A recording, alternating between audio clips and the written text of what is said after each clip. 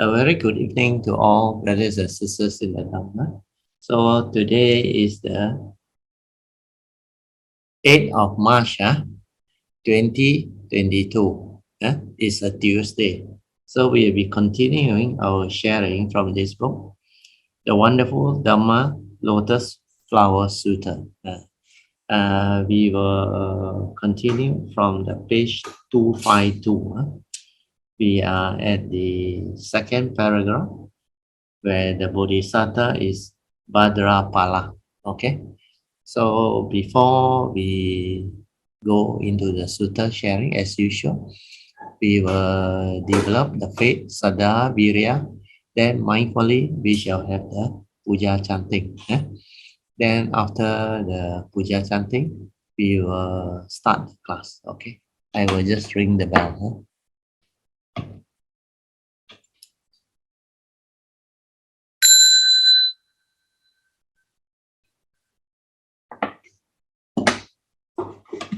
Okay.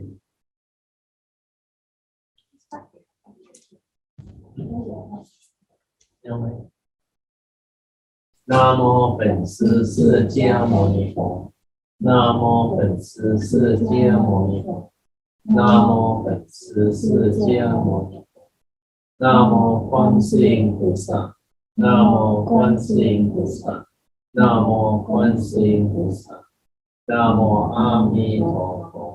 Namo A Di Đà Phật. Namo A Di Đà Phật. Namo A Di Đà Phật. Namo A Di Đà Phật. Namo A Di Đà Phật. Namo Di Sa Wa Sa. Namo Di Sa Wa Sa. Namo Di Sa Wa Sa. Namo Pu Xie Pu Sa. Namo Pu Xie Pu Sa. Namo Pu Xie Pu Sa. Namo Di Sa Wa Sa. Namo Di Sa Wa Sa. Namo Di Sa Wa Sa. Namo Phật Bồ Tát. Namo Phật Bồ Tát. Namo Phật Bồ Tát. Arahant Sama Sambuddho Bhagava Buddhang Bhagavantang Abhivademi. Swakato Bhagavata Namo Dhammam Namssami. Supatipano Bhagavato Sangho Sanghang Namami. Namo Tassa Bhagavato Arahato Sama Sambuddhassa. Namo Tassa Bhagavato Arahato Sama Sambuddhassa. Namo Tassa Bhagavato Arahato Sama Sambuddhassa. Buddhang Saranang Gacchami. Dhammang Saranang Gacchami. Sanghang Saranang Gacchami. Dutiyampi Buddhang Saranang Gacchami. Dutiyampi Dhammang Saranang Gacchami. Dutiyampi Sanghang Saranang Gacchami. Tatiyampi Buddhang Saranang Gacchami. Tatiyampi Dhammang Saranang Gacchami. Tatiyampi Sanghang Saranang Gacchami. Panati Pata Veramani Sikkhapadang Samadhiyami. Adina Dana Veramani Sikkhapadang Samadhiyami.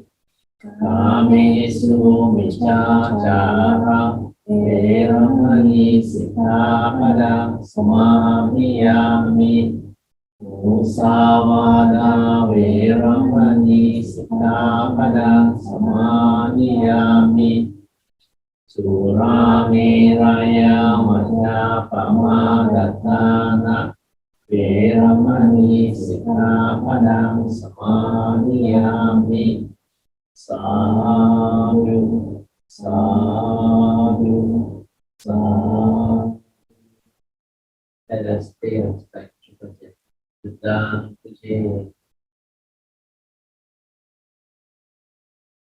Dhamma Puje Sanghang Puje. Okay, now take a seat.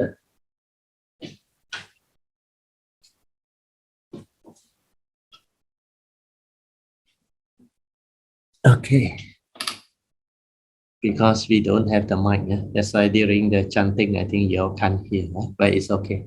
Yeah. So just relax body and mind, and we will, as usual, off the light, and we will have our half an hour of awareness-based meditation. Yeah? So this awareness-based meditation is for us to develop the awareness within, the mindfulness within. So what you need to do is you must remember the four support, especially the first three. Yeah? Relax, body and mind, completely relax, be at ease. Then after that, you need to maintain awareness. When you maintain awareness, you don't try to know, don't try to do anything, just aware, finish, aware, finish. The main intent is not to create further thinking, to allow the whatever mind state that we are having, the Sankara activity that has still not settled down because of mental hindrance, let it slow down and let it settle down on its own. So the ability to maintain the awareness within without thinking is for you to develop the awareness-based meditation training. So don't try to know, don't try to do anything, just relax, maintain awareness. And the third support is maintain the awareness for as long as you can, until everything becomes very quiet, very still. That is what our silent mind is. And the silent mind is your true mind. When you realize that, you will understand a lot of things. And our true mind is also our meditative mind. So basically, after you have developed the ability to stabilize your awareness, the last support is trust. Trust will only be done much later by people who have already mastered the ability to develop this awareness-based meditation. Then their mind has already developed the spiritual faculty that are very stable. When your spiritual faculty is already very established, very stable, technically, you don't need to do anything. You are already in the meditative state. Yet the spiritual faculties, the five of them, Saddha, Virya, Sati, Samadhi, and Panya, they all develop into the transformed meditative mind, which is just aware within. Then you have the Saddha, your faith will be very stable, very strong. The faith in the Buddha and his teaching. Then there is this Virya to maintain the alertness or the keenness to meditate, to develop awareness. Then when you develop awareness, when it stabilizes, it becomes sati, leading to heedfulness, which is samadhi. Samadhi is the stability of awareness that accumulates into a mind that is collected and unwavering. So when you have sati and samadhi, you can meditate. You can see things as they are. You can develop a lot of direct seeing, insight into phenomena to realize the three universal characteristics of anicca, dukkha, and anatta. And also at the same time, to develop understanding of who you are, what you are, and how we function as a human being. How our mind arise and pass away. How it comes to be following the law of dependent origination or paticca samuppada, the dwelling. So all this, you will develop the understanding when your awareness has stabilized. Yeah. Then after that, you can actually relax, maintain awareness, and silence everything, and stay at your heart area. Allow that awareness nature to detect the gateway to your nature. And that is the last step. And to do that, you need to trust that true mind and that nature. Trust means do not allow the thought to interfere. Trust that nature to move by itself, to develop the awareness and to activate whatever it needs to activate. All those movement activity is not directed through a thought or a thinking mind. It is a natural activity or movement that is intelligent by the nature itself. The awareness will know what to do. Yeah. But first, we need to stabilize the awareness nature so that you can stay there without thought around your heart area. Then this silent mind, which is your true mind or awareness nature, will detect on its own. And then when it detects the gateway to our nature, you will know, the meditator, the cultivator will know. You're all of a sudden, like all your energy, the yin and the yang energy, they will like soothingly melt inside. Yeah. Then something will happen after that. Yeah. Then as you are able to do it, more and more things will happen. Then the form and mind who go through that process will know, will understand the fourth support trust. So this is what you all need to develop understanding on. And with that, I will set the alarm, 30 minutes. After that, I will ring the bell. When the alarm trigger off, I will ring the bell 3 times. Then you can slowly, mindfully come out of the meditation. Then we will continue with our share. Okay? Now, I will let you meditate on your own.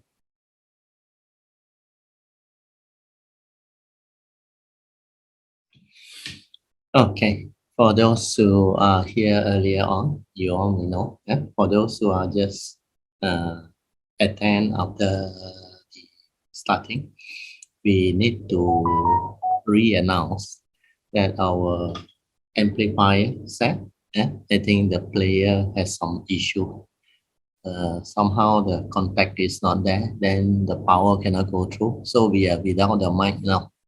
So today I have to use the normal speaking kind of sound. Hopefully you all can hear me. If you cannot hear me, you let me know. Okay, so that I will speak a bit louder. Okay, now we will develop the chanting for this invocation to the devas. Turn to page 6 of the chanting book. Invocation to the devas. In this universe, in their entirety, let the deities come here. Let them hear the good teachings of the King of Sages, which gives heaven and release, Nibbana. This is the time to listen to the teaching. This is the time to listen to the teaching. This is the time to listen to the teaching. Then I will chant the Pali. Samanta Chakawalesu Atra gachantu devata Saddamang munirajasa Sunantu sakamokadang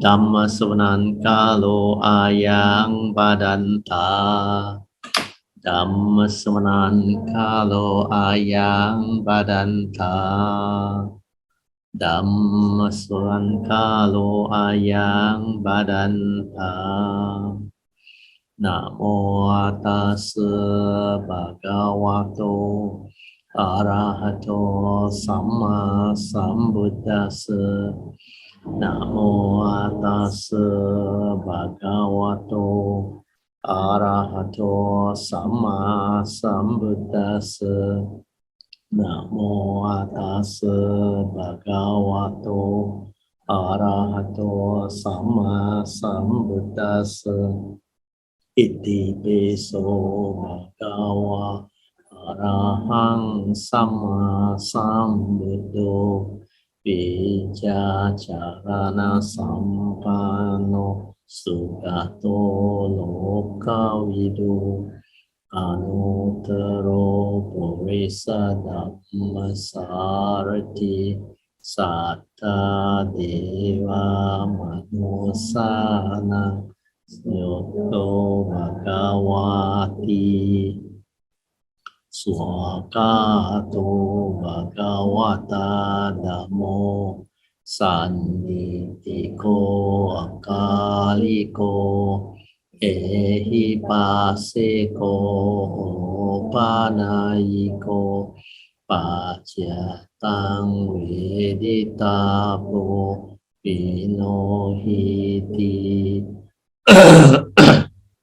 สุปฏิปันโนภะคะวะโตสาวกสังโฆอุจุปฏิปันโนภะคะวะโตสาวกสังโฆญาญาปฏิปันโนภะคะวะโตสาวกสังโฆยาติจิปฏิปันโนภะคะวะโตสาวกสังโฆยาติดังจัตตาริปุริสยุคานิอัตถปุริสปุกาลาเอสาภะคะวะโตสาวกสังโฆอาหุเนโยปาหุเนโยดักขิเนโยอัญจลิการเนโยอนุตต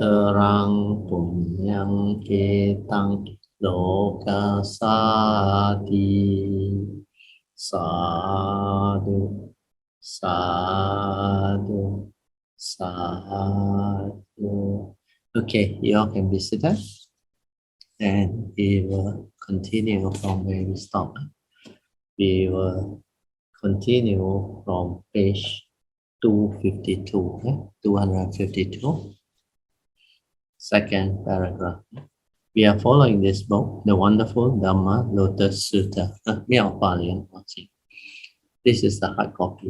The soft copy is pinned on the computer, so you all can see it and follow. Okay.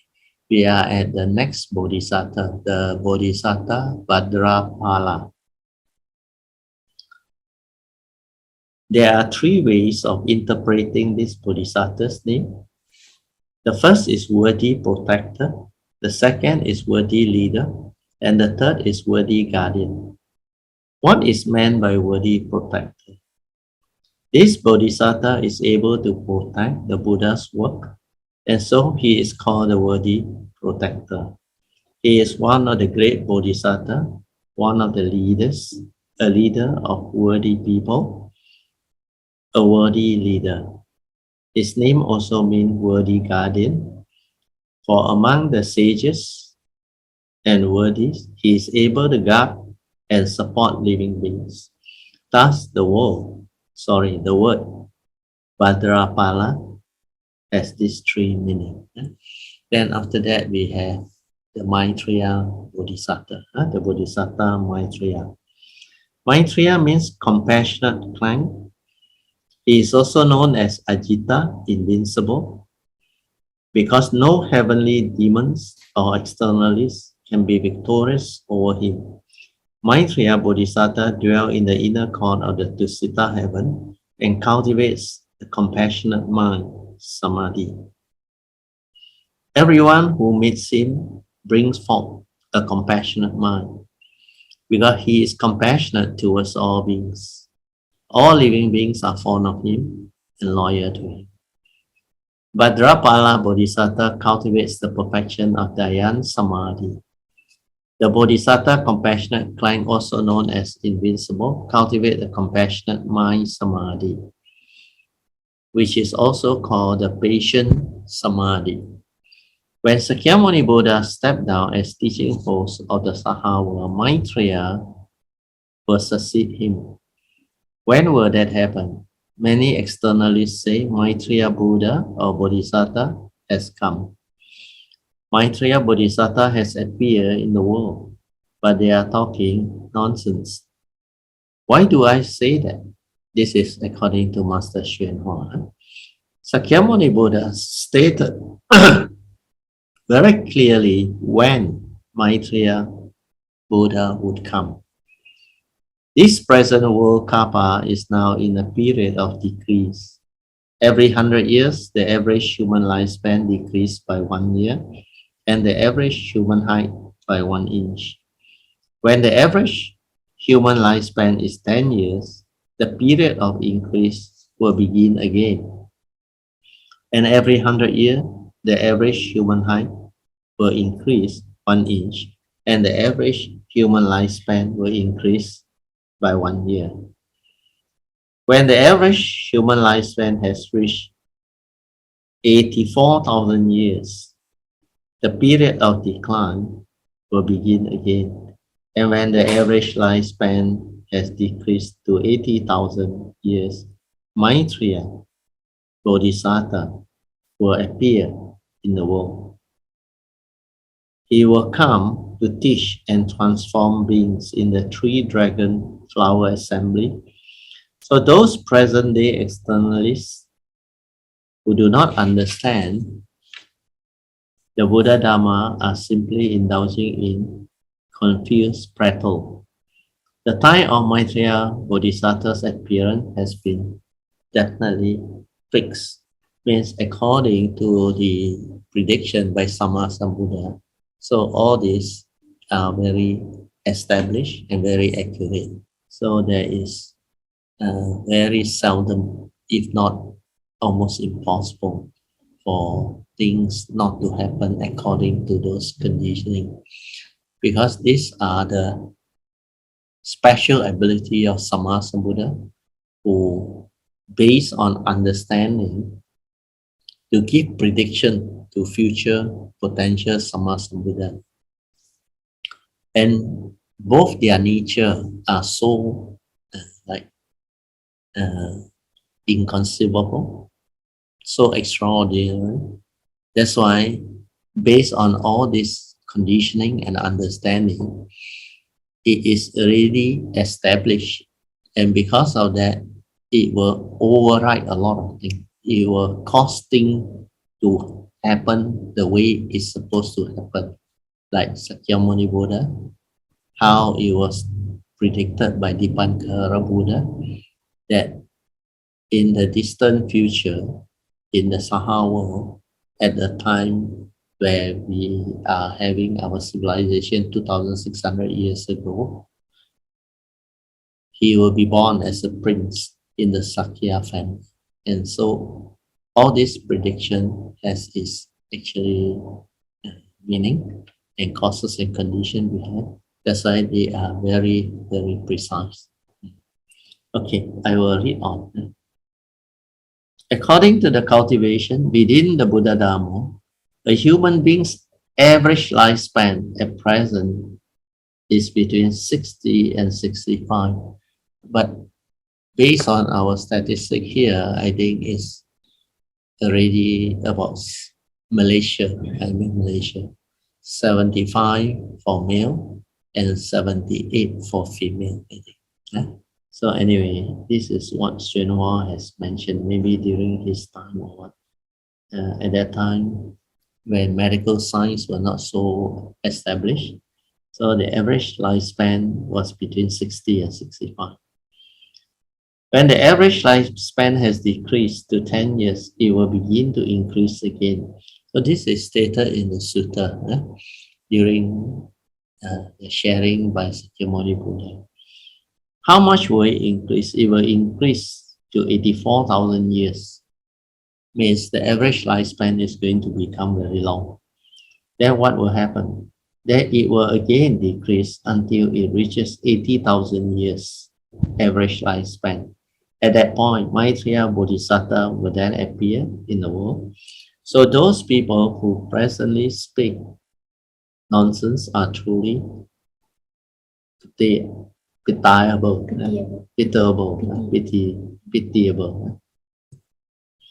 Then we go on to the next Bodhisattva. The next Bodhisattva is the Bodhisattva's accumulation of jewels. This Bodhisattva has accumulated many treasures. What are they? He has accumulated limitless, boundless merits and virtue. The merits and virtue that he has amassed is like a precious treasure which they term as Dharma treasure. So this Bodhisattva accumulation of jewel is very unique in the sense that he was able to accumulate all this virtue, merits, developing into wisdom, and transform into Dharma treasure. That's why the Bodhisattva has the name, the Bodhisattva accumulation of Dharma jewels. Then we have the next one is the Bodhisattva guiding master. What is a guiding master? A guide is a leader, a master is a teacher. He is the guide and teacher of living beings, and he shows them the way. Now we have people who take tourists out on tour, and they are called your tour guide. The Bodhisattva guiding master leads people to return to the proper road, to return to the Buddha path. Who does he lead? He leads those who have fallen into hell. When people have fallen into hell, they do not think to bring forth the Bodhi mind. As they undergo punishment and torment, they do not know how to repent and reform. So Bodhisattva, guiding master, uses all manner of expedient devices to lead them to bring forth again the heart of Bodhi and cultivate the way to Bodhi. This is the meaning of guiding master Bodhisattva's name. And other Bodhisattva, Mahasatura, such as this, as the ones listed above, there were Bodhisattvas, Mahasatura, to the number of 80,000 in all. When I lectured the Earth Store Bodhisattva Sutta, and when I lectured the Dharma Flower Sutta, I explained the 7 qualities of a Mahasattva, and I shall now give a test. Whoever remember them shall explain them for all of us. They plant good roots. So these are the 7 qualities. First quality, they plant good roots. They possess great wisdom. Then number 3, they have great beliefs. Number 4, they understand the great principle. Number 6, they cultivate the great conduct. Number 5, they cultivate the great conduct. Number 6, they pass through great kappas. And lastly, number 7, they preach the great truth. So these are the,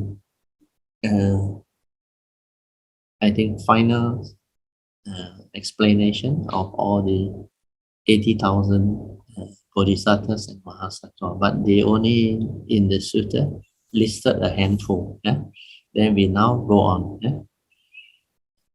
The sutra. At that time, Sakra Devanan Indra was present with his retinue of 20,000 gods. Among them were the god of moon, the god universal fragrant, god jewel light, and the 4 great heavenly kings, each with its retinue. 10,000 gods in all. They are the god self-mastery and the god great self-mastery, each with its retinue. 30,000 gods in all. Okay, then we go to the commentary. Commentary. At that time, at what time? At the time when Sakyamuni Buddha was about to speak the Dharma Flower Sutta, the 80,000 Bodhisattvas had all arrived at the Bodhi Mandala to join the assembly. The 80,000 Bodhisattvas were great Bodhisattvas, disciples of Buddhas. The Buddha is the Dhamma king, and the Bodhisattvas are Dhamma princes. Therefore, the Amitabha Sutta refers to Manjushri as the Dhamma prince. In the Dhamma Flower Sutta, the great Bodhisattva, all were Dhamma princes. The Buddha has three kinds of disciples: true disciple, initiated disciple, and uninitiated disciples. Who are the Buddha's true disciples? They are the Bodhisattvas, the Dhamma princes, those in the Buddha's external retinue who protect and support the Buddha on the outside. The initiated disciples are the bhikkhus and the arahats who act as the inner retinue. The uninitiated disciples are the common people, living beings in general. They have not studied the Buddha Dharma, and so they are uninitiated. They stand on the outside. One could also say that uninitiated disciples are those within the Buddha Dharma, who, although they study the Buddha Dharma, have not certified to any fruition of sagehood. They remain on the level of the common people and are not at the position of the worthy sage. Thus, the Buddha's three kinds of disciples include the Bodhisattvas, the Arahats, and all living beings in the sixth path, the beings of the six common rhyme, and those in the three sagely rhyme, which together make 9 Dhamma rhyme, and all included among the Buddha's disciples.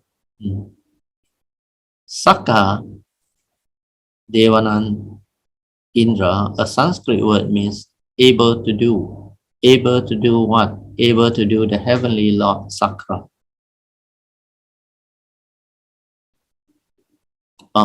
Able to be the heavenly Lord. Sakra is one many revered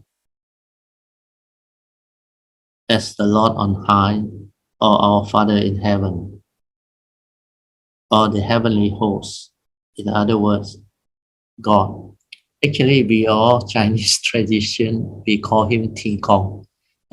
He is actually at the Tawatinsa heaven. The Tawatinsa heaven. That's during the Chinese New Year, Qi Gao, on the 9th day of Chinese New Year. A lot of Chinese tradition, they believe in making offering to King Saka. So Pai Ti Kong, so that a lot of very important activity take place, especially the firing of crackers and all these things. Then they will make various offerings. So maybe the ancient people, they come to know that King Saka is one of the Aryas. That's why he's worthy of offering. Okay, I'll read on. He is the one whom the externalists worship. In the Surangama mantra, he is referred to as the Ying Tho. In Mandarin is what? Ying Tho La Ye. Ying Tho La Ye.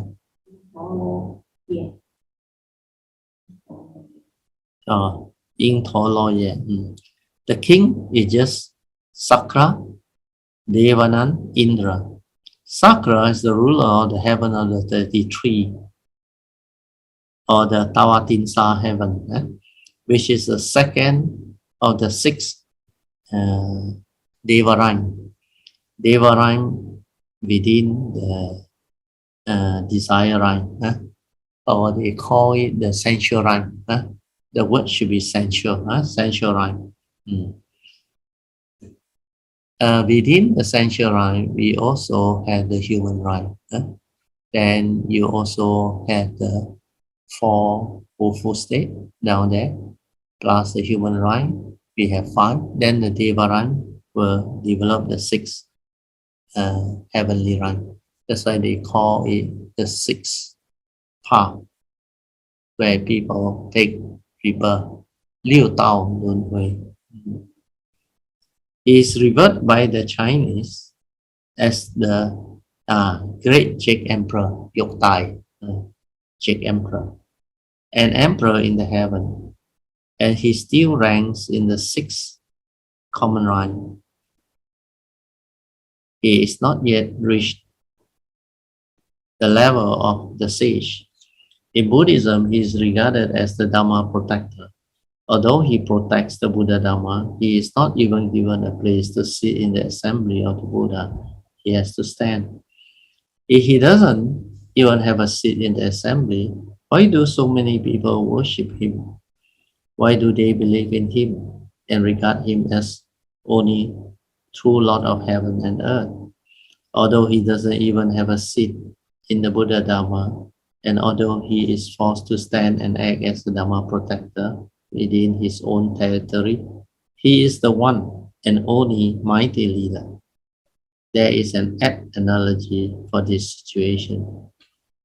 There was a very small country village located deep in the mountain valley and had no communication with the outside world. The mayor often went to the big city, where he was recognized merely as a small town mayor. But to his citizen, country folk who had never been out, he said, "I'm the world's greatest ruler. Everyone must obey my command. I'm the emperor, I'm the president, I'm the world ruler." Because he was their leader, they assumed that he was telling the truth. They didn't know that above the mayor stood the governor, then the senators, the president, or perhaps the emperor. Why didn't they know? Because they had never communicated with the outside world beyond their small isolated mountain village. As far as they know, the mayor is the highest personage, the greatest in the world, and they all respected him and trusted him. The Heavenly Lord is just like the small town mayor. Those who do not understand the Buddha Dharma are like the poor mountain people who had never been to the big city and know nothing about the big wide world. The country folk think that the mayor is the highest ruler, and common people who do not understand the Buddha Dharma only know that there is a Lord on high, a heavenly Lord. They don't know that above him are the Buddhas and the Bodhisattvas. They don't know because the Lord doesn't want his subject to know. In the same way, the mayor doesn't want his citizen to mingle with the outside world, because if they did, they would quickly realize that he was simply a small-time mayor, and they won't put him quite so much faith. And they won't put quite so much faith in him. So King Saka is that in that situation. Where did Saka come from? Many lives in the past, Saka was a woman. Not only was he a woman, he was a very poor woman. Not only was he a poor woman, he was a beggar woman. One day she came across an image of Kassapa Buddha and noticed that its gold finish was cracking and peeling. She gathered 32 of her woman friends together, and they combined their effort to raise funds in order to have the temple rebuilt and the image regilded. The merits and virtue they acquire from this act caused them to be reborn as heavenly lords, each in her own heaven. The woman who organized the project was reborn as Saka in the heaven in the center located on the peak of Mount Someru. Her 32 friends were born as ruler in 32 heavens surrounding it, 8 on each of the 4 sides, making 33 heavens in all. Thus, we have the name heaven of the 33. Yeah. Tawatinsa heaven. Huh? Ultimately, how many heavens are there? There are an uncountable numbers. However, the heavens of the 33 is located on the peak of Mount Sumeru and is the second of the 6 centurion heaven. Means after the 4 Chatu Maharaja, means the 4 heavenly king. The rhyme of the 4 heavenly king. The heaven of the 4 great king is located halfway up Mount Sumeru and is the lowest of the 6 Devarine. Deva Davanan Indra, Sakra Devanan Indra was present with his retinue, those of his own kind, 20,000 gods, among whom were the god of moon, the god of universal fragrance, who is fond of fragrance and so emits fragrance from his personal or person continually, which perfumes the Dhamarine.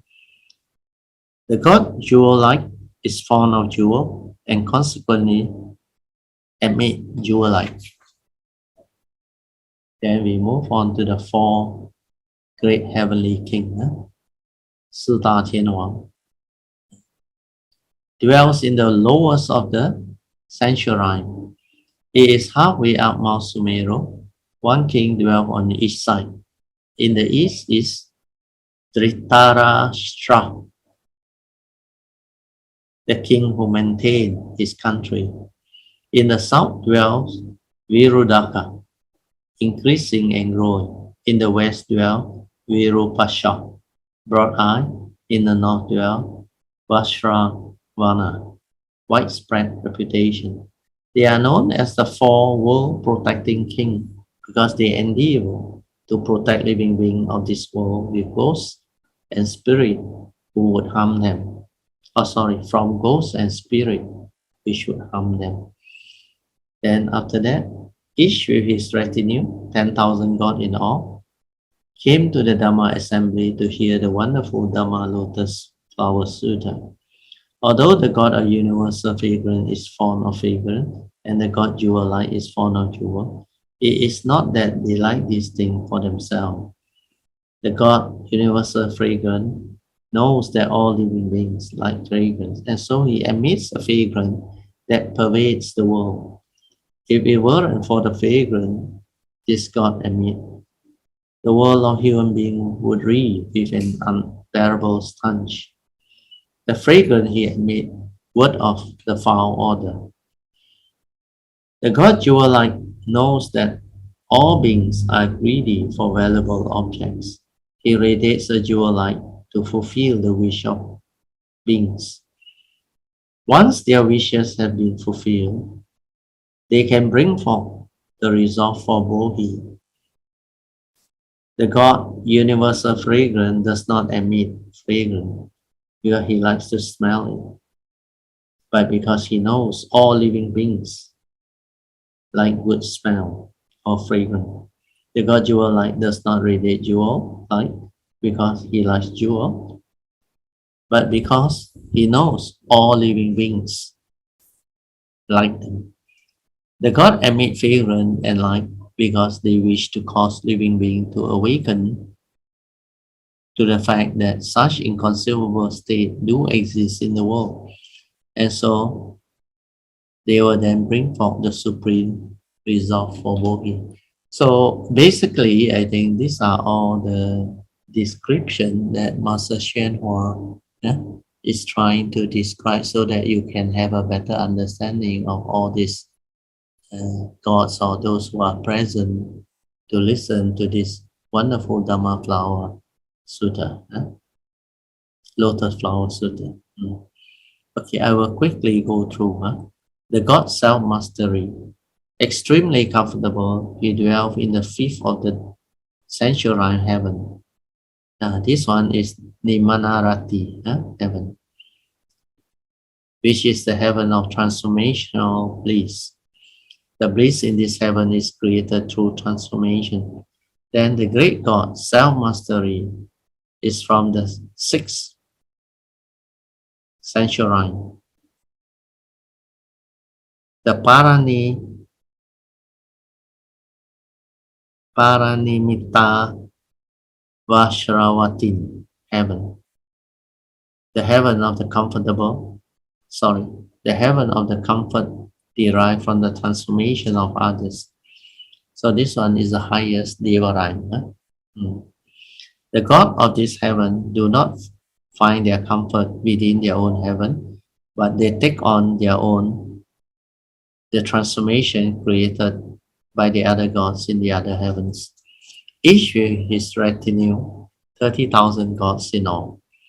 So many, more than the god above. Saka only had 20,000. This god had 10,000 more. Okay, we go on to the next section of the sutra. There was this god Brahma, Lord of the Saha world, the great Brahma Shikin, the great Brahma Brilliance, and the other, each with his retinue, 12,000 gods in all.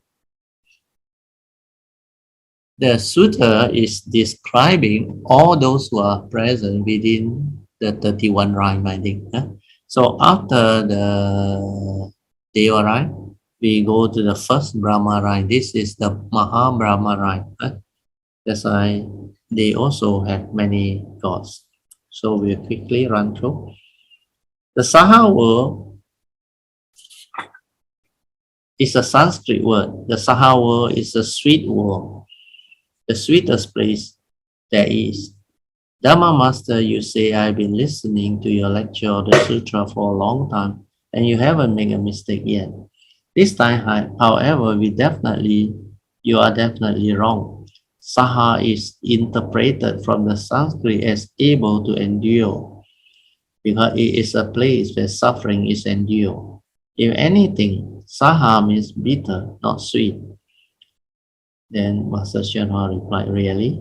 Then if you know it is bitter, why do you cling to it? Why are you still unable to part with this world? Why do I explain Saha as sweet? It is just because I see that you are unable to give it up.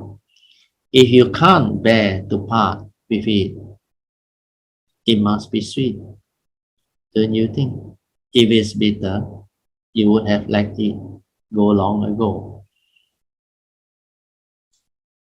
You say, well, Dharma Master, if you put it that way, there is not much I can say. There may not be much you can say, but I have something to add. The world is not bitter. It is also not sweet. It is a tasteless world, utterly bland. But despite its lack of taste, is full of trouble.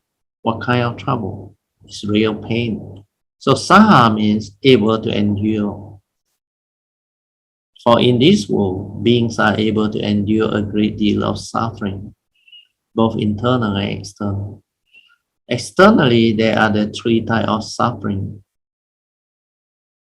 the eight suffering and the limitless suffering. They endure the three suffering: the suffering within suffering, suffering of decay, and the suffering of process.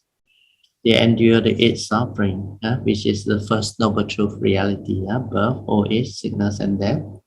Suffering due to separation from loved ones and prized possession. Then suffering of being around people whom we don't like. Then suffering for not able to get what we want. And suffering of the reaching place of the five skandhas, means the five grasping aggregate.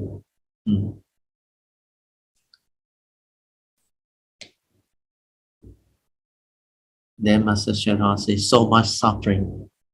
And yet they patiently endure it, saying it is truly unbearable. How can it be endured?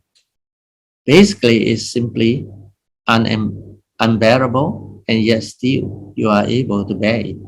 And what is more, within this state of extreme suffering, you feel perfectly at ease in the Saha world.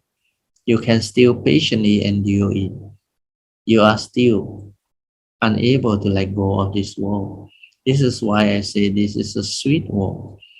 Most people think it's as sweet as apple. Actually, once they have tasted it, they know that this world is bitter as Huang Lian, the most bitter of the medicinal herbs. In fact, it's even more bitter.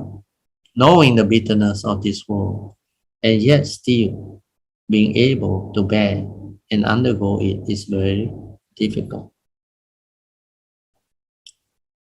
If you were able to take as much bitterness cultivating the way, you would certainly become a Buddha. This is very true. Huh?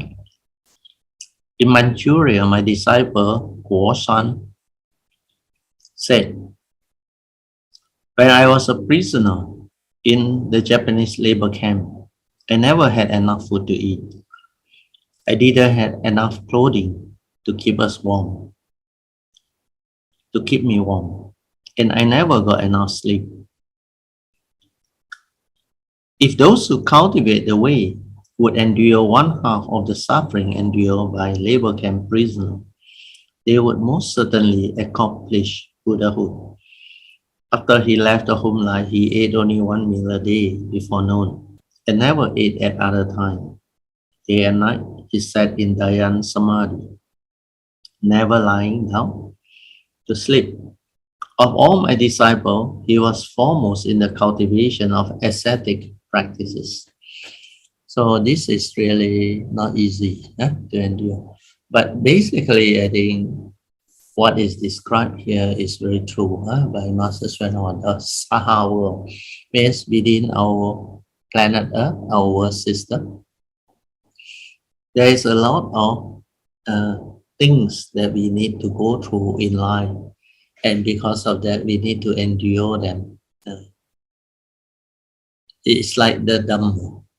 If we understand that life itself is the meditation, or Dhamma is life, then we will understand. Whatever arises within our existential world or the conditional world, these are realities of life and existence. So if these are reality, we need to confront, we need to go through. Then if you don't take care of karma, of course, condition can be very, very difficult. Suffering can be really, really bitter and difficult to endure. That's why there are a lot of people who have suicidal thoughts. They develop depression. They develop a lot of suffering, misery, especially in our planet, where we have weakness. Even within this short period of 60 over to 70 years that I was born into this world, I witnessed a lot of events. Of course, in between, there were some happy events too. Like when we go through our education system as a student, we enjoy a lot of that phase of life. Then every year, every now and then, we had a lot of sports. And now with the TV, everything, we can even see the Olympics.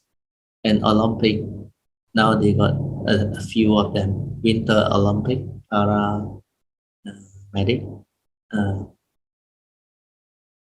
those OKU, Paralympic, they call it. Then the actual Olympic, Summer Olympic, and all those other type of great games event where we can witness. And especially this decade, the last 2-3 decades, where a lot of technological development has bring forth the possibility of great transformation in the way we live our life, in the way we experience life. But so do a lot of suffering or misery accompany it. As we were going through all this beautifully, then in between we had the pandemic, then we had the tsunami, we have the various type of nature's disaster, and we have pollution. We have a lot of environmental issues. Then we had a lot of war. At the moment, we also still experiencing the Russian-Ukraine war. Then before that, we had the war on Afghanistan, the war on Iraq, and many areas within the Middle East area, and also European Union. And I think there are a lot of civil war, even within the United States, racial discrimination and all those things. And there are also countries that are very poor, like certain part of India, Nepal, the Himalayas area, and also African country and South American country. So not everything is rosy and beautiful. That's why if you have the ability or the condition to actually witness or hear from people, the media, the news, and all those things, even Malaysia itself, we have a lot of people who have to confront very severe, we call it climatic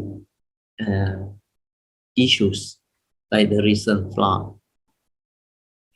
The recent flood is quite major. Even yesterday, the flash flood in KL was quite bad too. Like you all can witness on the social media. We can see all the video clip now. We are now with the handphone. It's very, very easy and very like convenient for people to use their handphone to take the video of what is happening, especially those who stay in the condo. They can actually have a very good panoramic view of what the flood is like happening on the highway and outside their window area.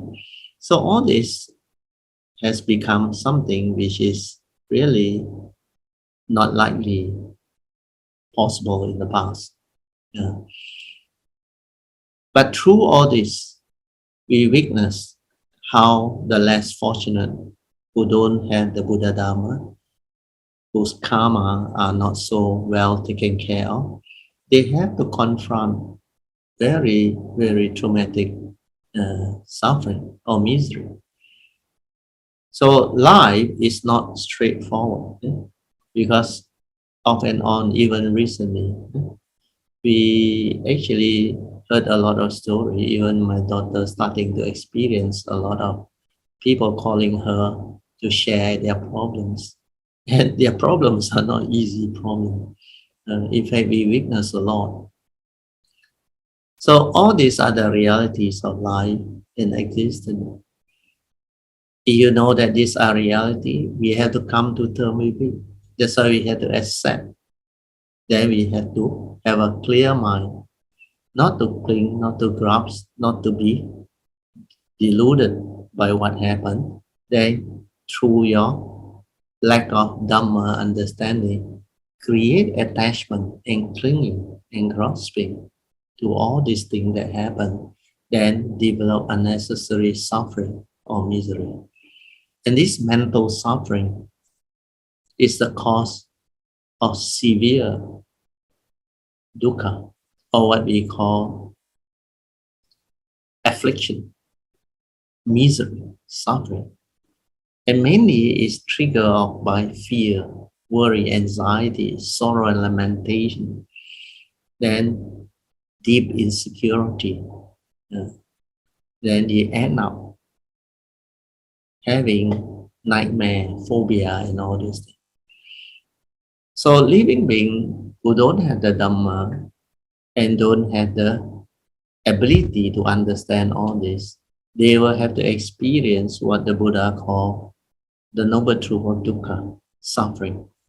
So when the first noble truth reality, the eighth reality, that's why Master Hsuan put it as the eighth suffering. When they hit living beings who don't have the Dhamma, when they confront them, they will develop suffering and misery. They will become afflicted. And they will have to face life in a very, very traumatic way. So all this is part and parcel of life within our Saha world.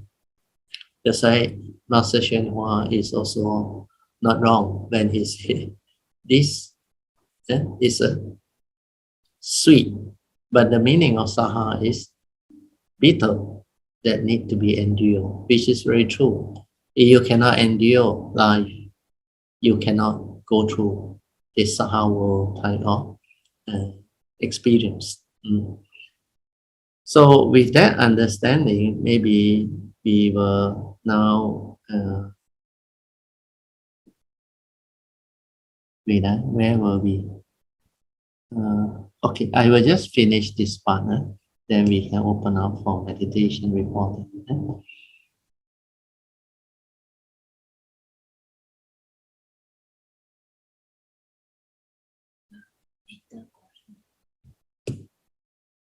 Oh, okay. So we are at page 264. Okay, never mind. We stop here. We stop here. Okay. We stop here. So we no need to continue. It's also about time. 9:45. Okay.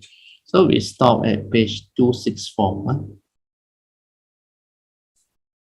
Okay. So we are now open up for meditation reporting. And also whatever question you may have regarding the Dhamma, the teaching, or how to apply this teaching. You can on your mind or show your hand if you want to come in. Anyone? Good evening, Bratio, Mr. Good evening. Yes, yes. And all Kalamitas. Yeah. Bratio, what you say earlier about the suffering in this world. Yeah. So true, Bratio, especially with you now. It's like happening non-stop. Yes. And if we do not have the Dharma, it creates a lot of fear because there's so much uncertainty in this present time. Yes, yes, yes, very true. And if you are...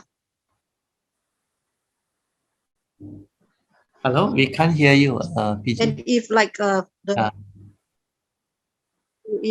internet keep breaking up. Can you hear me? Now can hear you already. Yes. Yeah. You continue. Yeah, and if you are financially, how to say, not so stable. Yes. But at this time, it is so scary, especially with all the war and climatic changes. Everything is going up sky high.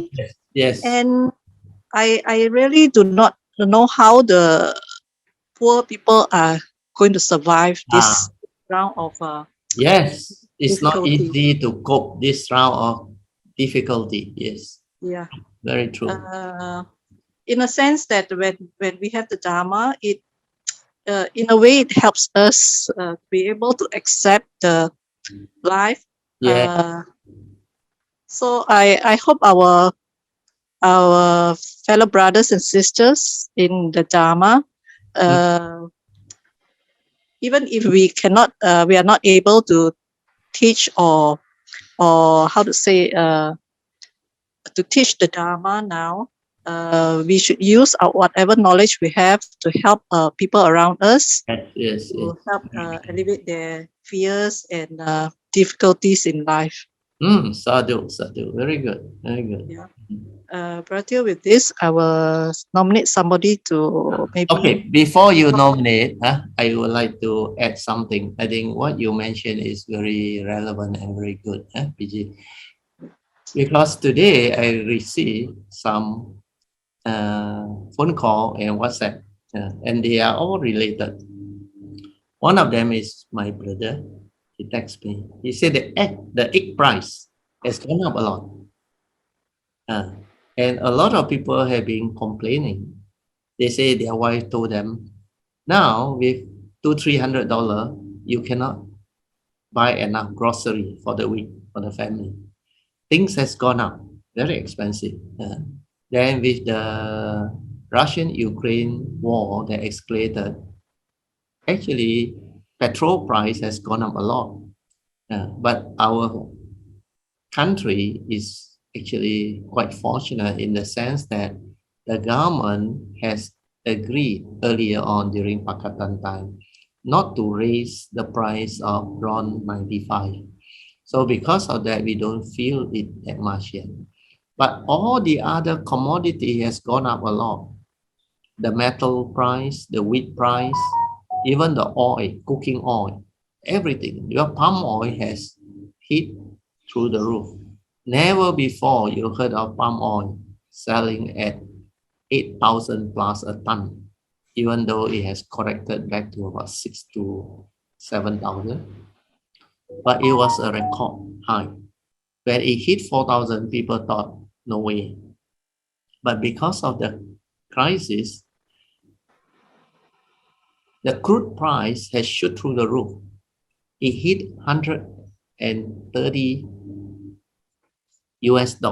per barrel. And now I think it's still 120 something. And people are talking about 150, 200 if the war escalates.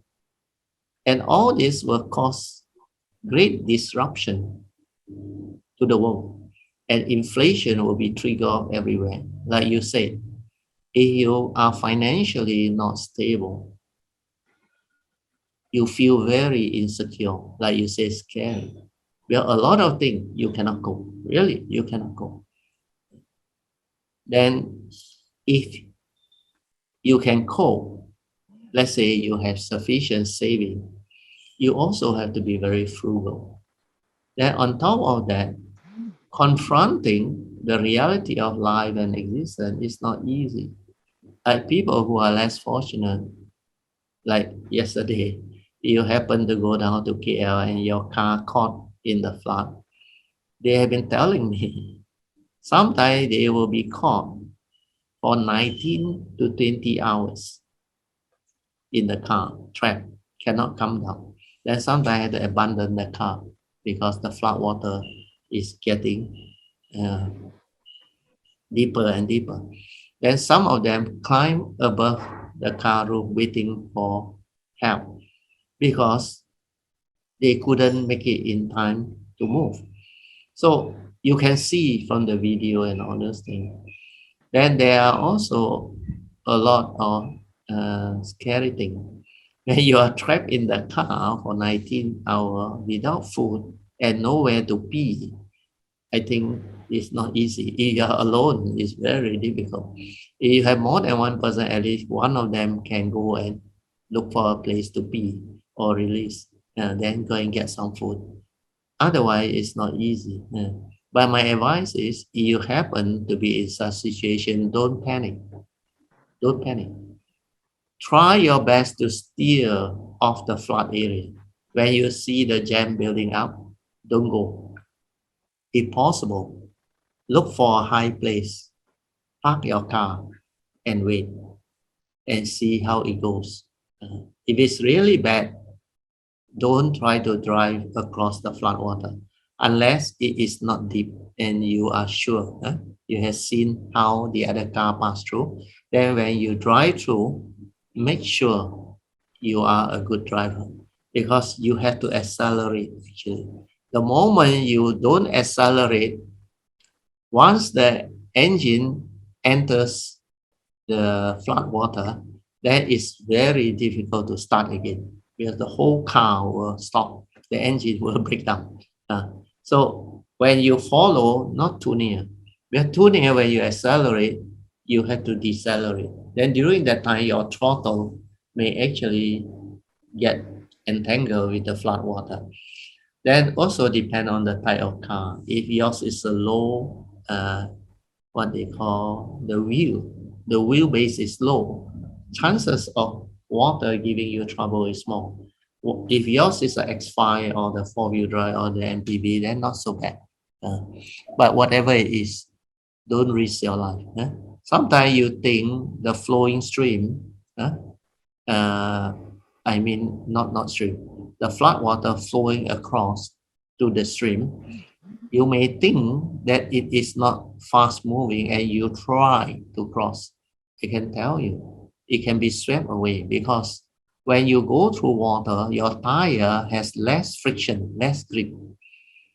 And when you cannot actually manage, then you can be swept away by the flood water. So all this are very important understanding. Then on top of that, also there is one Dharma friend who actually called me today to thank me. I say, what happened? He said, Brother Teo, thank you so much for the advice. She said, although she seldom attend my club, but she always had time with me, lunch, sometimes come for dinner. Is also a family friend.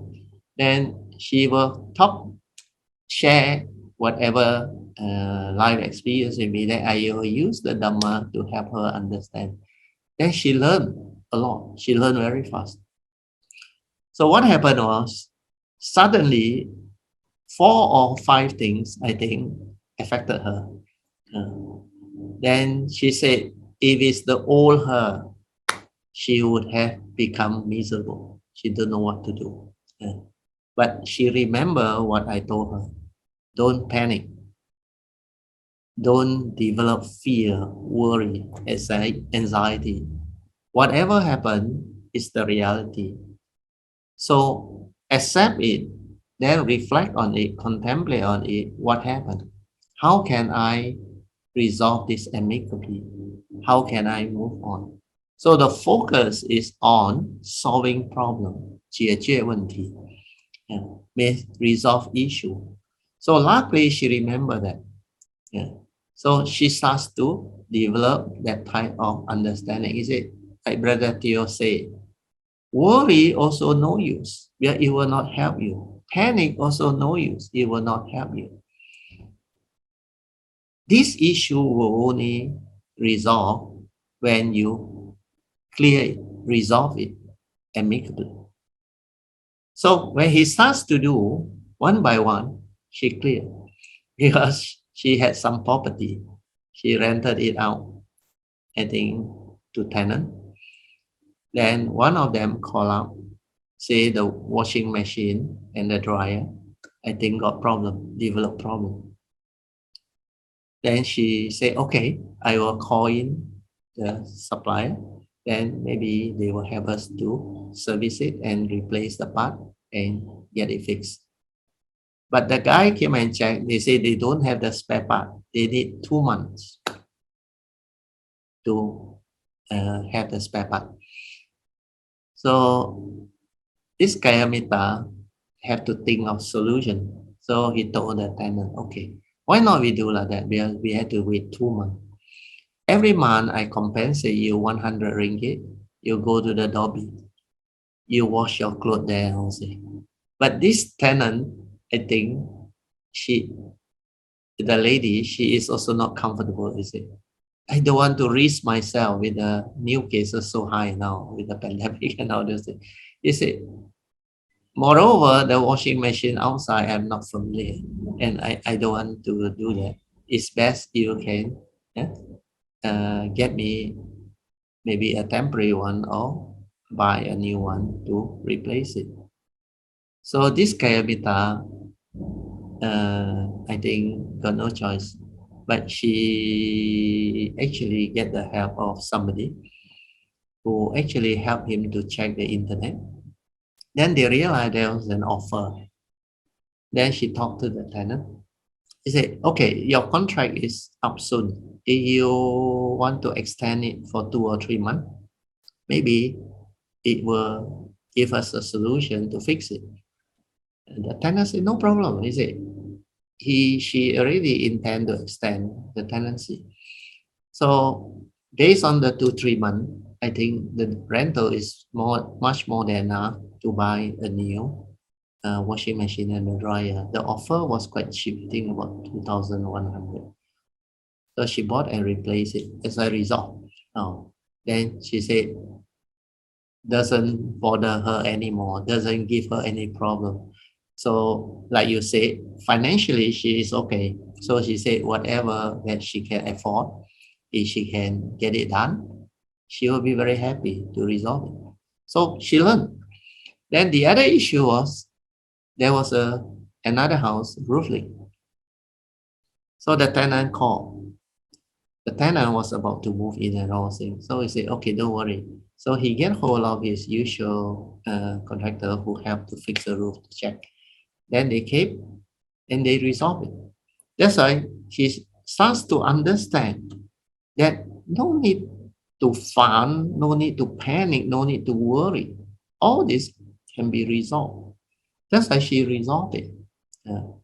Then she also encountered a lot of things that new people do, because computer thing, certain type of new software, you don't know how to actually operate it or understand. And sometimes you want to see they got password control and you don't know how to open it. So normally this type of thing in our old generation, people who don't have the understanding, they really can be very upset over what happened. So even for me, I went through that phase. That's why I understand. That's why I was lucky. Well, now my daughter Suri is with me. So any computer issue that I want to resolve, I will call her. And sometimes the partner Ben also help a lot. He is also very good. So I got it resolved. So this character know and he heard, and he also get his son to help her. That's why it was resolved. Then there were other things. He said last time she used to like over small issue. First Noble True Reality become very upset, very unhappy. Then she remember what I used to tell her. I said, it's only a thought. What is a thought? Consciousness arise and pass away. Come and go. Come and go. How come it has such power over you and can make a human being so miserable? She developed depression over issues that she cannot accept and cannot confront. So there were periods where she really find it very, very troublesome, especially First Noble Truth Reality. Then when she heard that it's only a thought, how come it has such power over you? She suddenly suddenly there is a shift of understanding. Then there was light. She can experience that shift. Yeah, it's only a thought. How come I become so worked up and so miserable over it? Then I start to explain the Dhamma to her. I say, when you don't have the Dhamma and the understanding, the thought will have power over you. What will happen is you cling, you hold, you believe the thought. Then you create all the wrong thought, the negative thought that will condition your frustration, your misery, your fear, your worry, and your anxiety. You're supposed to arrive right thought, wholesome thought. Thought that doesn't have the evil roots of greed, hatred, and delusion. Thought that will not condition your fear, worry, and anxiety. So all this, she suddenly understand. She suddenly understand. Wait, so we have to mute Yun Chan. I think Yun Chan just now suddenly on the mic. It's okay, now done already. So after she understood all this, then I add in one more part. I said, your life, you hold the key to your own life destiny. To be happy or to be unhappy is entirely your choice. So if you choose to be happy, why are you unhappy? That one really hit her. And she suddenly like, yeah, why am I so stupid? Allowing the thought to make me so miserable, so unhappy. Then she decided to forget about the thought. She don't want to even think about it. He said, these are First Noble Truth reality. I accept. Once I accept, I move. Then he said, my life, I decide what type of life I want. If I go and dwell on all these petty things that my thought tell me, through delusion, through wrong view, then my life will be entangled and I will become miserable. It's only a thought, come and go. How come it has power over me? And just through all this understanding, she got no more insomnia, sleepless night problem with all the worldly issue anymore. That's why she called me and she thanked me. She said, my life is so much more pleasant now. I'm so much happier now. I can sleep very well. And everything is so beautiful, so meaningful. That's why she enjoys life now. She had this gratitude. She thanked the Dhamma. Of course, she thanked me. And I say, you should also thank all those who help you. Your son, your kamitas, and all those things. He said, yeah. That's why she always had this kind of joy in her. So what you share, PG, is also very true. So this is the part I want to add on, so that Kayamita can learn from all this type of very appropriate, beautiful sharing. Despite what we have to confront and go through, the Dhamma can still help, can still be of great benefits to help living beings understand life and resolve whatever life issue or problem. So always remember, don't go and create fear, worry, anxiety, and become miserable over something very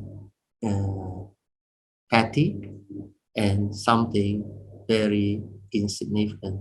Yeah, all these are reality of life and existence. To you, like great problem, great issue, cannot be resolved, but it is still a First Noble Truth reality.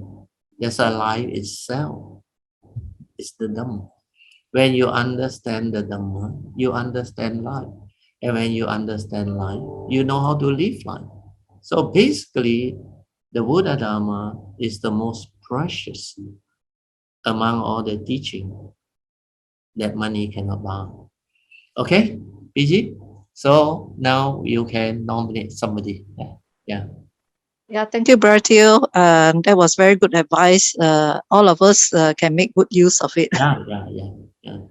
Okay, Bertil, I would like to nominate Sister Pamasuri to share. Yeah. Sadhu. Pamasuri, are you there? Good evening, Bertil. Yeah. Good evening. Yeah. Yeah. Thank you, PG, for nominating me. Yeah. At this moment, I can't think much of what is to share, but maybe I share what I did recently. Okay.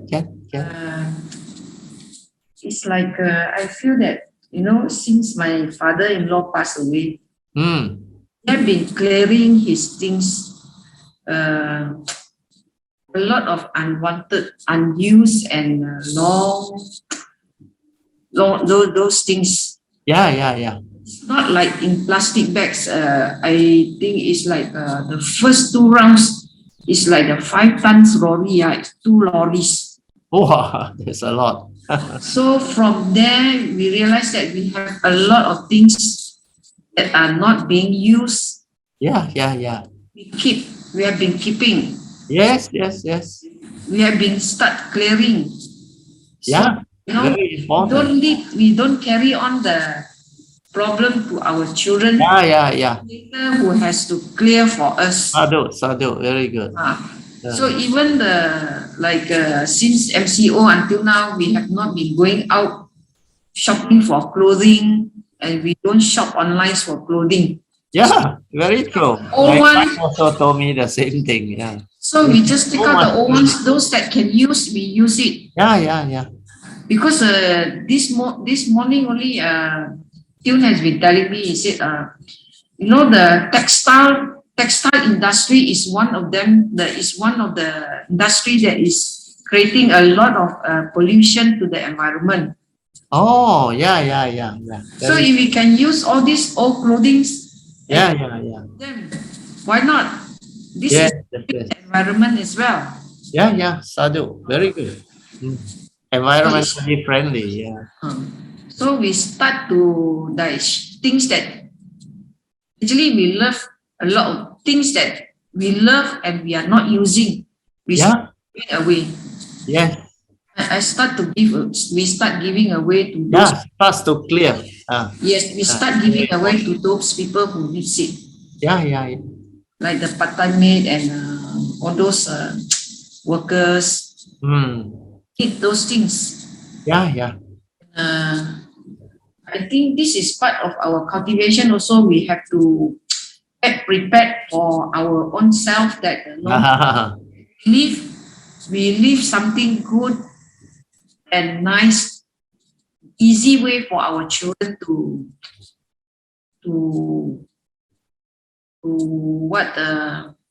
execute whatever will that we have. Yeah. We start putting everything in order. We start putting everything in order so that all the filings, everything. Yeah. You have to actually systematically sort it out. Then those that are already no use, throw. My advice is throw. We have been clearing all this as we renovate our house. Every time we renovate our house, we realize a lot of things that is already no longer useful. I just clear. But it sometimes take a while, especially when you just retire. That time I retired early, 40 something. So my line is engineering. So a lot of the things that I kept and left behind are the design and all the projecting and all things. And these are very useful for people who wants to learn them or wants to understand them. So because of that, during the early years, I kept them, the drawing out. But now it's all available in the internet. So no need to actually keep all this, we call it unnecessary rubbish. So during my house renovation, about 10 years ago, it cleared a lot. So now it's only left with the books and the filing, that useful filing of the properties that I own, and also my own house and all those things. Then whatever that are useful, appropriate, like all the important land title documents on, you need to let your younger generation children know where they are, and explain to them that later on when we are not around, these are the things you will look for it. Then whatever if it is not relevant or useful to them, we can give instruction. They can either give it away, like the Buddha statue or whatever, if they really don't need, and send it to the temple that wants to have them, or give to Kayamita or whoever who wants them, no problem. So that they have a choice to actually do what they want to do with the house. So these are part and parcel of life experience that we go through and understand. Last time I remember there's a Kayamita, remember is Li Hun. She had a very good advice for Stephanie. I remember when Stephanie was doing the renovation. He said, whatever you keep in your house, if for 6 months you never touch it, throw it away. It's very likely you don't need to use it. Unless it's important document, of course. Then that one is different. But whatever that is like sentimental memory or what, even old clothing or what, that's why my daughter has been giving away. Because sometimes because she said the size is no longer suitable. So I had to give also. Then sometimes it's because too many, you cannot wear. So there are some good quality clothing. So can give to the younger generation, we should give it away. My nephew, they also used to collect some nice clothing from my son. Where my son, he know how to wear very, we call it smart clothing and all those things. He is very good at dressing himself up. Then he buy all the expensive and good clothing because his job needs him to be properly attired and also they are consultant and they have to attend meetings. So he also make a lot of coats and all those things. So if you can pass it down and give to people who need it, it's also a very good way to recycle or to help people, save some money and make use of it. Then like Suji or other charitable organization, company or NGO, I think they also receive this type of recycled material or all this old clothing and whatever that you want to give away, even they call the appliances, electrical appliances or whatever, even computer, printer, you can give it to them.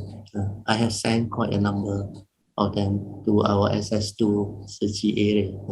So these are all the possible means that we all can actually help our children so that they will not be burdened with so many.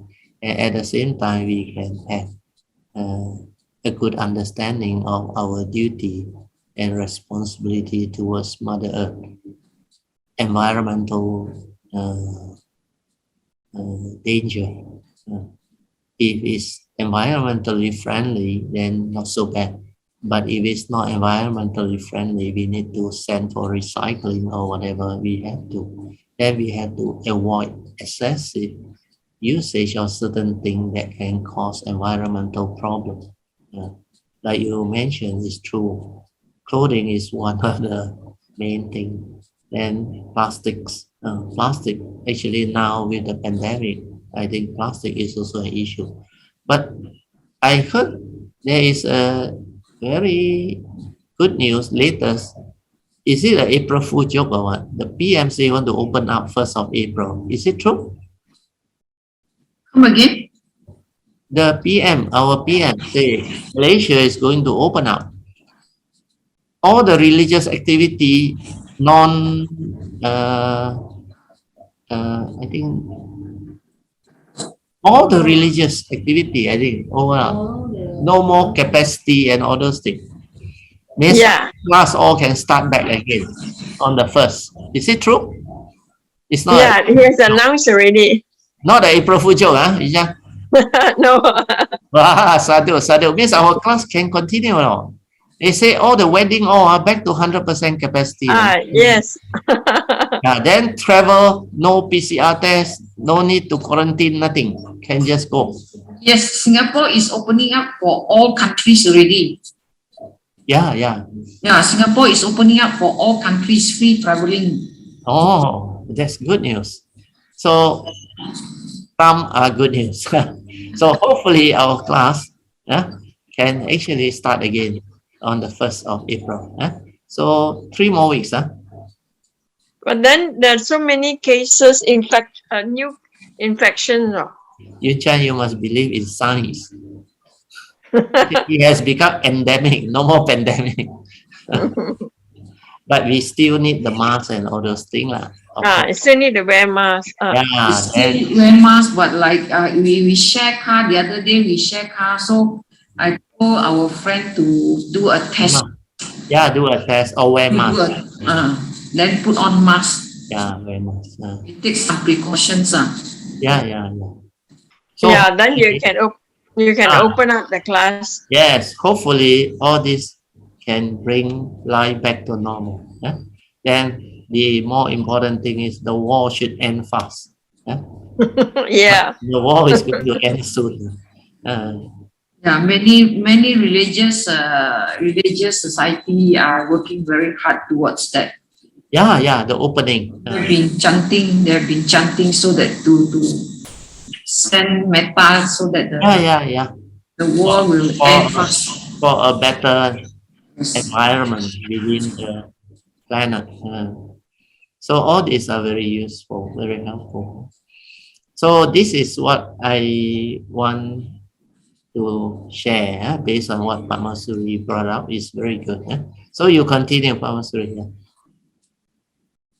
I think in that sense, that is more on the material side, but spiritual side, we ourselves also, let's say for the rest, for me, I have make an aspiration until the day I die, I will hold on to the triple gem. Sadhu. Continue to cultivate until the day come lah.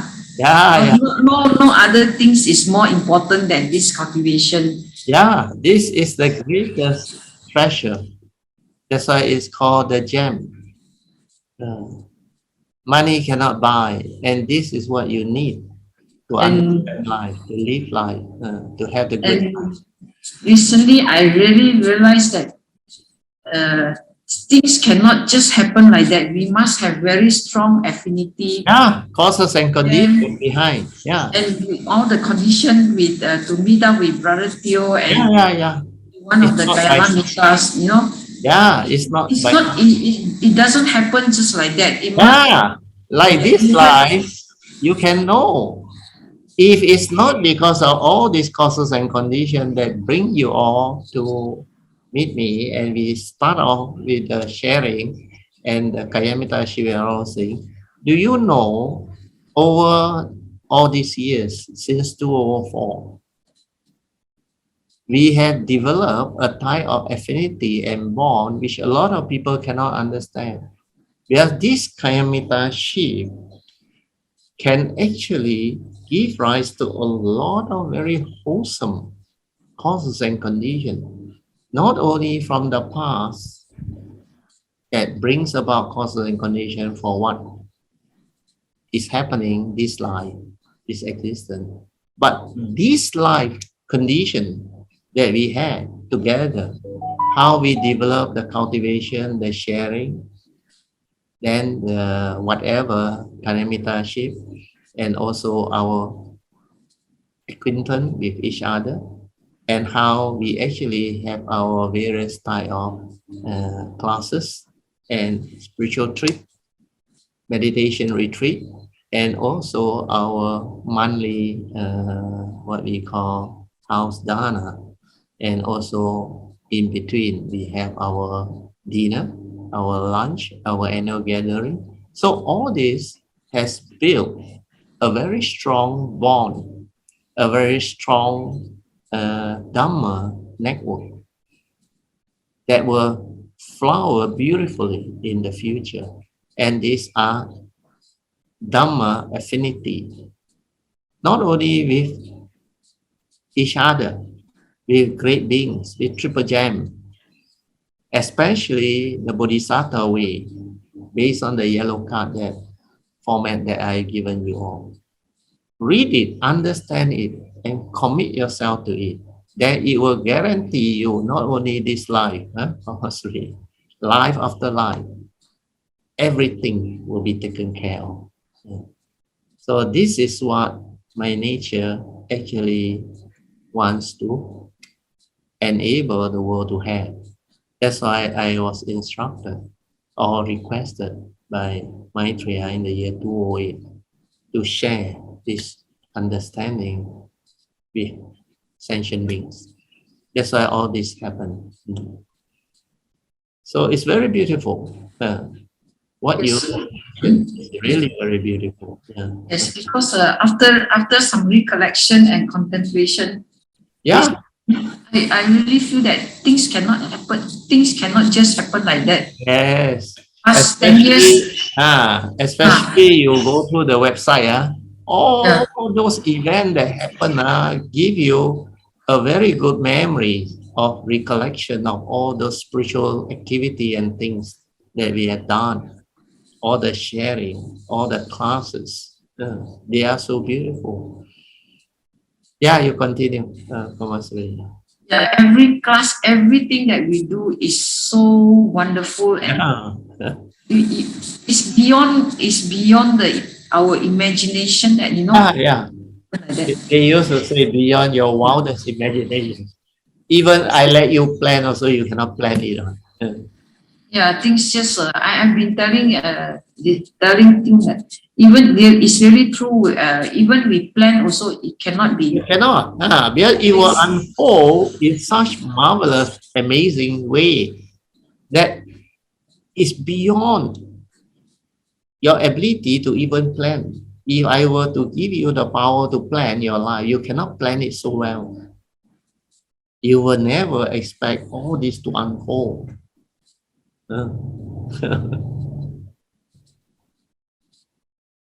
Yeah, continue. Yeah, and about the Bodhisattva vow, that 4 pages, there are lots of things inside. Yes. Lots and lots of Dharma. Yeah. For every clause, there's something for us to go deeper into it. Yeah. And if we can achieve, we can understand, like the first one, the first 3, the law, right view. The first 3 right view, if we can get it right. Yeah, life after life, you must have that understanding. If we can get it right in this life itself, then we are very safe. I think we are very safe. Yes.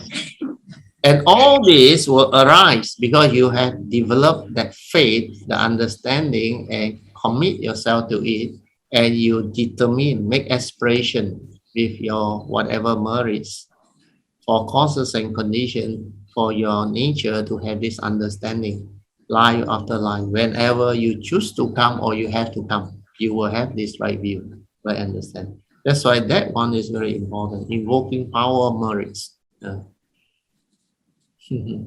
And also besides that, I have my own aspiration that I add up my own aspiration. Sadhu. For me to understand, cultivate, and penetrate this Dharma as expounded by Brother Teo in this very very life. Yeah, Sadhu. That will help you a lot. Yeah. And also may it also arise the causes and conditions for me to meet, recognize, and cultivate this life after life. Not only meet, I must recognize and I must cultivate early age start life. Because personally for me, I started to have some contact, to come to the Dharma very early. I consider it in the early age of my life because when I'm only 19, 20 years old. Wow, Sadhu, that was early. Yeah. But I have been going round and round and round and round until I meet Brother Teo. Sadhu. So it was like that time, it was like I'm already 50 plus. Yeah.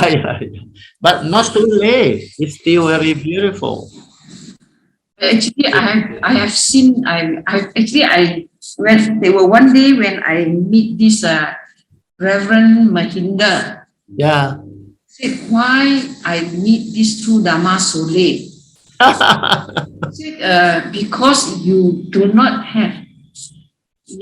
have enough parami. Oh, yeah. Meet this Dharma yet.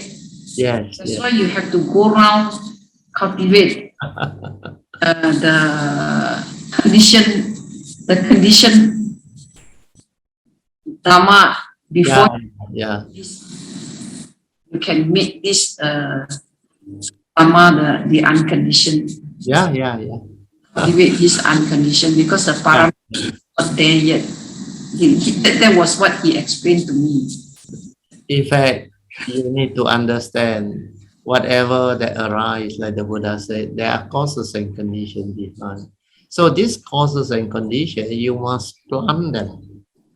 Otherwise, you can't. Because I look back, like I used to share with you all very often, you look at Huining. How come he come? The mind already like that. But Huining's approach to Dharma is the cultivation part. Like a lot of Mahayana masters, I realized, they put in a lot of emphasis on the cultivation, and they really cultivate, and they develop a lot of understanding, parami, perfection. But they didn't go into the totality of life. When you come, how you want to come? That part, my nature evolved it long ago. That's why I look back, I realize I don't have a lot of those problems that the great master, even Hsuan Lao和尚, Master宣化, and all the great Mahayana monks, they all, when they started, it was not easy. It was really tough. And after they have made it, like singing, then only the support, everything come. But before that, it was not easy. That's why I realized when I look back, my nature actually had this totality of understanding, and I choose the way I want to come. I am more like that. What is the name already? The lady who like to come as a lady. Vimalakiti. Vimalakiti, yes. I realize I'm very similar to his character. We like to come as a lay person. Then I know what my career is, and I want to be good at that. That's why this life, when I come, I don't need to wait for people. Don't need to look for teacher and all those things. When the time comes, my nature arises and it investigates.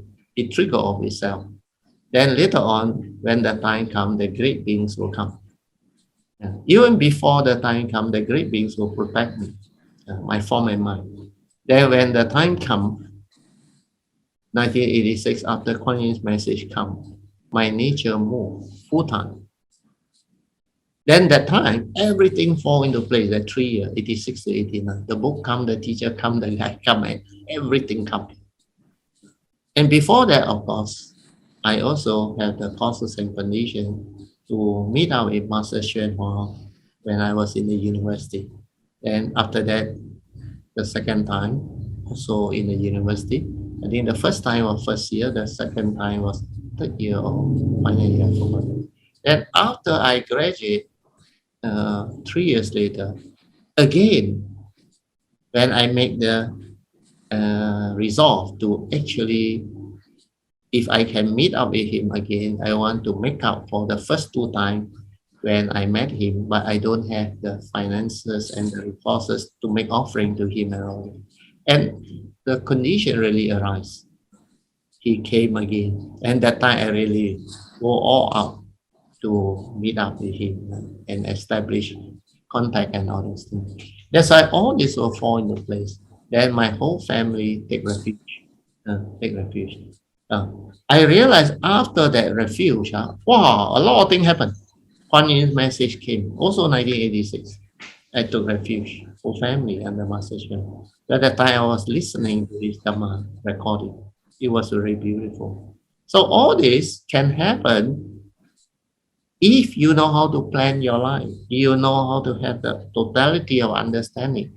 But initially, develop the cultivation first, mastery. Don't worry. This life, with this guidance, is enough already. After that, you can think of the big picture, like I said. Develop the totality of life understanding. Then you choose how you want to come, during what era, what civilization. Yeah, I like to come during transition period. That's why I realized I missed the Second World War, because I know Second World War will come miserable. Then it was about 10 years after the Second World War I was born. Then that time education system all already established.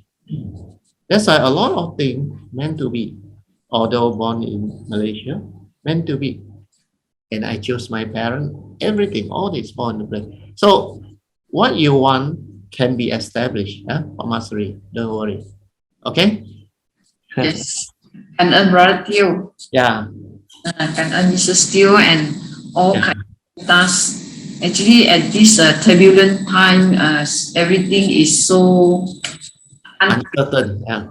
And we have the Dharma, we have all the Kayana Mitas. That's why we are very fortunate. Yeah, we are very fortunate. Yeah.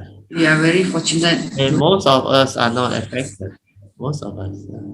We are very fortunate, and we still have that. We can have the understanding. And the good life. And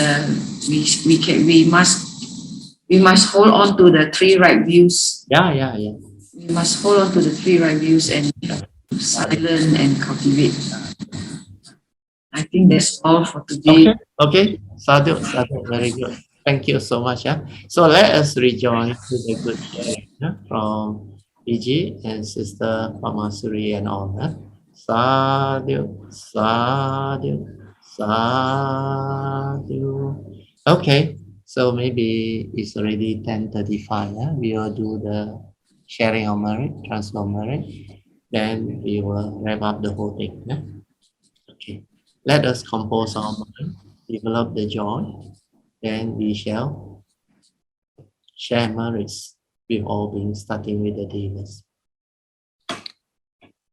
Akasata cha bhumata devanaga mahindika punyang tang anumoditwa chirang rakantu loka sasana ittavata chamehi sampadan punya sampadan sabbe deva anumodantu sabba sampati siddhya idang me nyatinang hotu sukhita hontu nyatayo idang me nyatinang hotu sukhita hontu nyatayo idang me nyatinang hotu sukhita hontu nyatayo devo vasatu kalena sasa sampati hetu cha Krito bhavatu loko cha raja bhavatu dhammiko imina punyam kamina mami bala samagamo sattang samagamo hotu yawa nivana patiya sadhu sadhu. Okay, you all can now pay respect mindfully to Lord Buddha, Guanyin Bodhisattva, and the Worthy One. And we shall end the whole Zoom sharing. Sadhu to all for participating and sharing. Sadhu.